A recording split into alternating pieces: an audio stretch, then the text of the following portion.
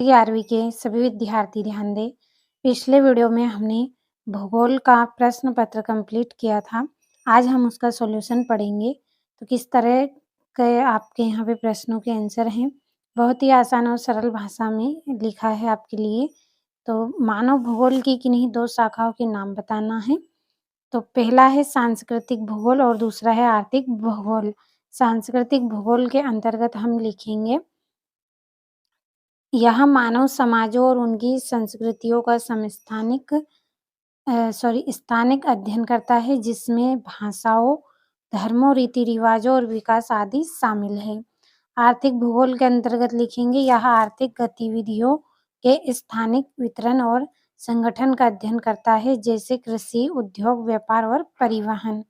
अगला प्रश्न है आपका यहाँ से भूगोल में तकनीक के 2 महत्व। तो पहला है सटीक और व्यापकता। इसके अंतर्गत लिखेंगे तकनीक और उपग्रह इमेजरी और भूगोल के अध्ययन को अधिक सटीक और व्यापक बनाती हैं। और दूसरा है डेटा विश्लेषण और मॉडलिंग तकनीक। इसके अंतर्गत हम लिखेंगे कि तकनीकें बड़े भौगोलिक डेटा सेट के विश्लेषण और मॉडलिंग में सहायता करती है, जिससे स्थानिक पैटर्न, प्रक्रियाओं और भविष्यवाणियों को समझने में मदद मिलती है। अगला प्रश्न है आपका, जिसमें आपको भूगोल के अध्ययन के 2 प्रमुख उपागम लिखना है। तो पहला है प्रादेशिक विश्लेषण।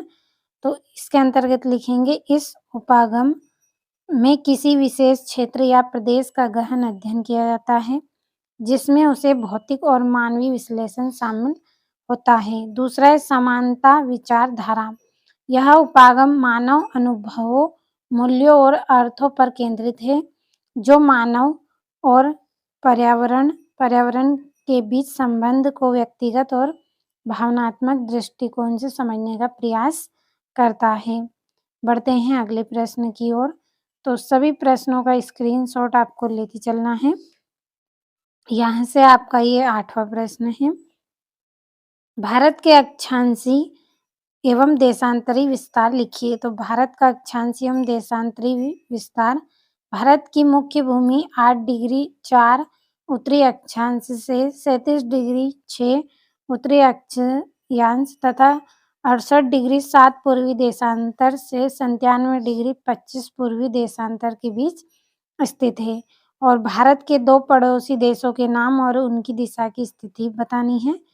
तो पहला है पाकिस्तान, भारत के उत्तर पश्चिम में स्थित है, और चीन भारत के उत्तर में स्थित है।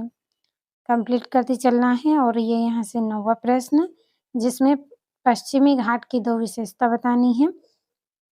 और बांगर क्या है, इसको हम समझ लेते हैं। तो बांगर पुराने जलोढ़ मिट्टी से निर्मित उच्च भूमि को कहते हैं, जहाँ बाढ़ का पानी नहीं पहुँच पाता। यह मिट्टी कंकड़ और चूना पत्थर के जमाव से युक्त होती है। आपका यहाँ से 10वां प्रायद्वीपीय भारत की नदियों की विशेषता आपको बतानी है। तो सभी प्रश्नों का स्क्रीनशॉट लें। वृष्टि छाया प्रदेश किसे कहते हैं? तो वृष्टि छाया प्रदेश ऐसा क्षेत्र होता है जहाँ पहाड़ों, पवन विमुख ढालों पर स्थित होता है, जहाँ बहुत कम वर्षा होती है, क्योंकि पहाड़ बादलों को रोक लेते हैं। और जलवायु और मौसम तत्व में अंतर आपको बताना है। तो जलवायु को प्रभावित करने वाले कारक अक्षांश के अनुसार सूर्य के प्रकाश की मात्रा भिन्न होती है, जिससे तापमान प्रभावित होता है। और समुद्र से दूरी, समुद्र के पास के क्षेत्रों में सम जलवायु होती है, जबकि आंतरिक क्षेत्रों में विषम जलवायु होती है। और ये ग्रीष्म ऋतु है, इसकी जो अवधि है वो क्या है, मार्च से मई तक की अवधि होती है। और वर्षा ऋतु की जो अवधि है वो कब से कब तक है, तो वर्षा ऋतु की समयावधि, भारत में वर्षा ऋतु की जो समयावधि है वो सामान्यतः जून से सितंबर तक होती है। बढ़ते हैं अगले प्रश्न की ओर।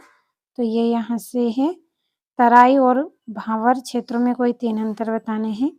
तो सभी प्रश्नों के आंसर को हम यहाँ पे समझेंगे तो बहुत अधिक समय आपका लगेगा। कम समय में आप सभी प्रश्नों को अच्छे से कंप्लीट कर लें, इसलिए यहाँ पे जो आपके थोड़े प्रश्न ऐसे हैं जो समझाने योग्य है, उन्हीं को मैंने आपको पढ़ के बताया है। बाकी प्रश्नों का आप स्क्रीनशॉट लें। 1-2 बार पढ़ेंगे अच्छे से आपको कंप्लीट हो जाएगा, क्योंकि सरल भाषा में और कम शब्दों में आपके लिए यहाँ पे आंसर को तैयार किया गया है। कंप्लीट अच्छे से कर लें। ये 17वां प्रश्न है आपका, और ये यहाँ से, और ये यहाँ से 18वां है आपका। तो कंप्लीट अच्छे से करते चलें।